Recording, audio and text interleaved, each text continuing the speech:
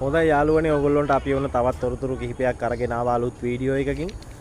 මේ රටේ ඇති වෙලා තියෙන මේ ව්‍යසන තත්ත්වය නිසා අසරණ වෙච්ච පවුල්වල ළමයින් ඉස්කෝලේ යන ළමයි පාසල් යන කුඩා දුවා දරුවන් හැමෝටම රජය විසින් මේ ඔන්ලයින් නකුර කියලා වැඩසටහනක් ක්‍රියාත්මක වෙනවා. ඒකෙදි ළමයින්ට අවශ්‍ය කරන පොත්පත්, පාසල් ද්‍රව්‍ය, ඒ වගේම සපත්තු, බෑග් ඒ හැමදේම පිරිනැමීමට සූදානම් වෙලා ඉන්නවා.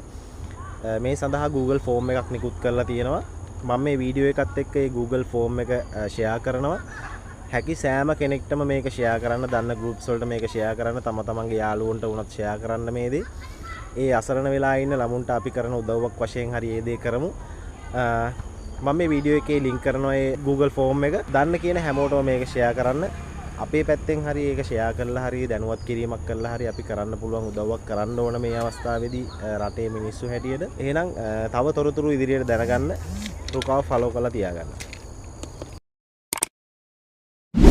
රුකා එක දිගටම වයිබ් එකේ ඉන්න ඕන අය සබ්ස්ක්‍රයිබ් කරන්න.